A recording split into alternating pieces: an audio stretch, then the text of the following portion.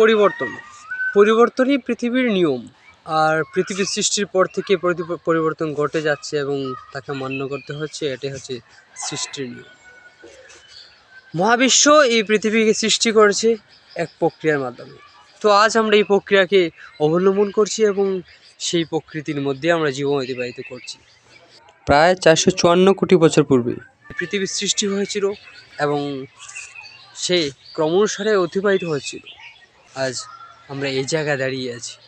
তো এর মধ্যে দিয়ে কত সময় অতিবাহিত হয়েছে, কত কাহিনী, কত কিছু ঘটেছে তা আমরা অনেকে অবগত না হয়। আজকে কেবল যা পাচ্ছি তাকে আমরা উপলব্ধি করছি এবং যা হচ্ছে তাকে আমরা স্মৃতি হিসেবে গড়ে নিচ্ছি। খ্রিস্টপূর্বে যখন যীশুখ্রিস্ট জন্মেছিল তখনকার সময় সেই যীশুখ্রিস্টের জন্মের অনুসার থেকেই সেই খ্রিস্টাব্দ শুরু হয়। তো আজকে 2025 ডিসেম্বরের 30 তারিখ শেষ হতে যাচ্ছে সেই খ্রিস্টপূর্বে এক সাল, সে হচ্ছে 2025 সে অতিক্রম করে আসছে আমাদের নতুন একটি বর্ষ। সে বর্ষ হচ্ছে 2026 সাল।